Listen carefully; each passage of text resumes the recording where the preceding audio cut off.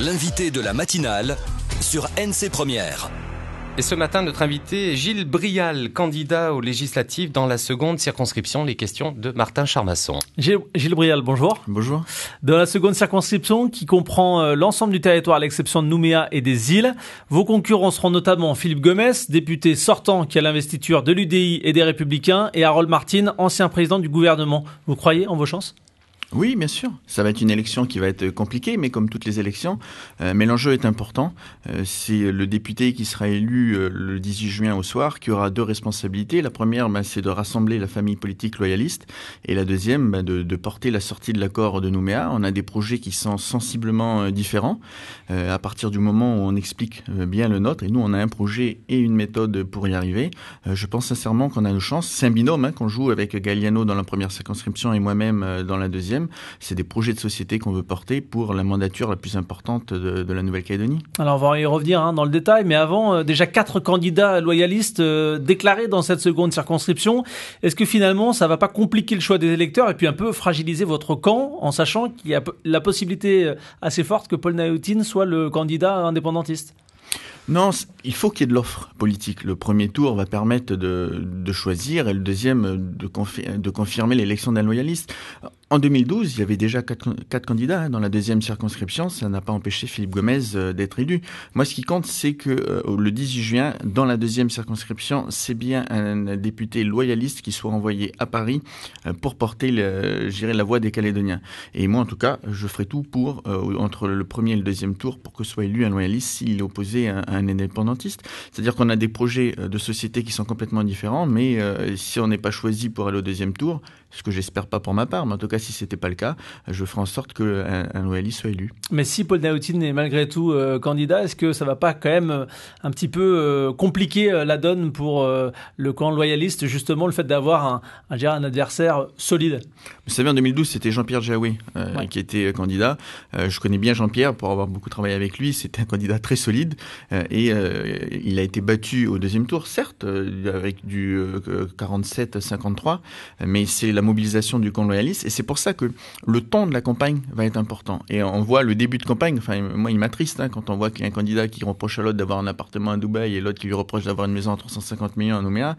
Si c'est ça le thème de campagne pour la sortie de l'accord de Nouméa, c'est sûr que ça va être compliqué de se regrouper entre les deux tours pour faire gagner le camp loyaliste. Moi je pense qu'il faut poser nos projets de société sur la table et offrir un vrai choix aux Calédoniens, ils trancheront.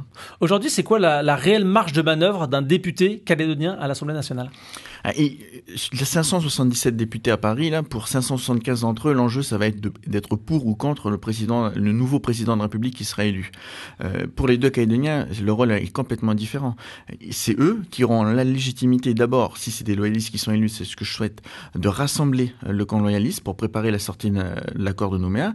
Et c'est surtout eux qui devront porter auprès de l'État le projet de société pour sortir de l'accord de Nouméa. C'est-à-dire qu'on va avoir en 2018 un référendum, et en tout cas, nous, on le souhaite qu'il soit organisé ce référendum. Et après le référendum, il va y avoir des discussions avec nos partenaires indépendantistes et le partenaire État. Et les députés auront un rôle majeur là-dedans parce qu'ils porteront la voix des Calédoniens à Paris. Le message politique que vous portez au niveau de l'UECF, c'est celui du respect du référendum tel qu'il est prévu dans l'accord de Nouméa ?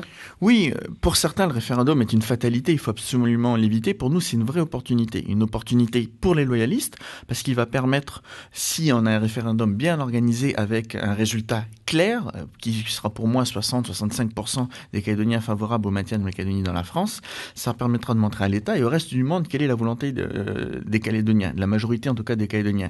Ça permettra aux indépendantistes d'avoir une porte de sortie honorable après 30 ans de lutte pour l'indépendance. Ils pourront dire les Calédoniens n'ont pas changé d'avis, donc il faut accepter un autre projet que Kanaki.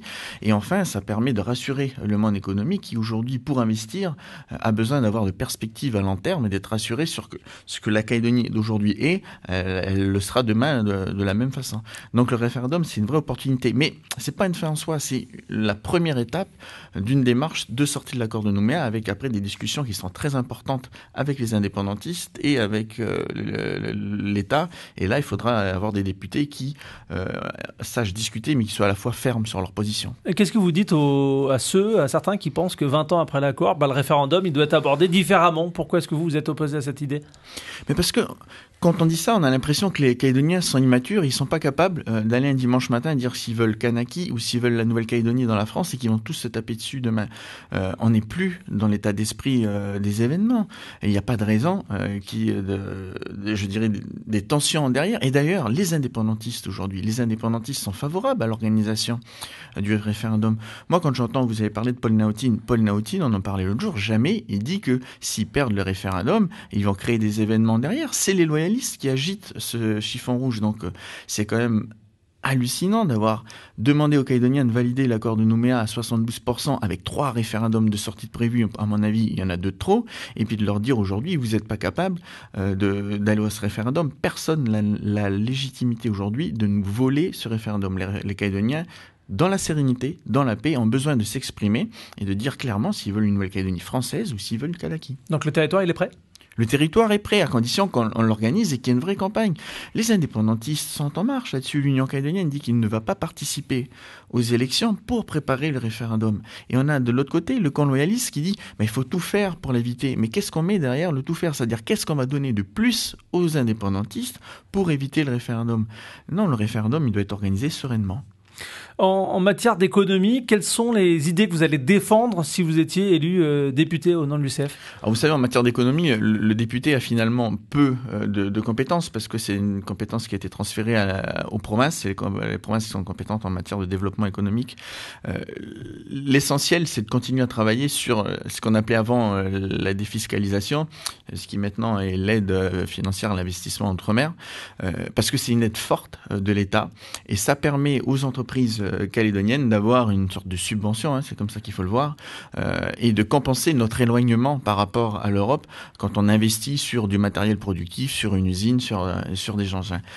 L'État est en difficulté financière énorme, donc il a tendance à serrer les vis de tous les côtés et notamment vis-à-vis des Outre-mer à baisser son aide sur cette défiscalisation. Donc ce sera maintenir justement le niveau d'aide entre guillemets pour les entreprises calédoniennes ? Oui, c'est fondamental, c'est ce que Gaël Liano avait fait quand il était député, quand il y avait une volonté d'arrêter la défiscalisation à l'époque. Il faut continuer à travailler sur la transparence de ce système, mais il faut absolument avoir cette aide de l'État pour l'investissement des entreprises calédoniennes.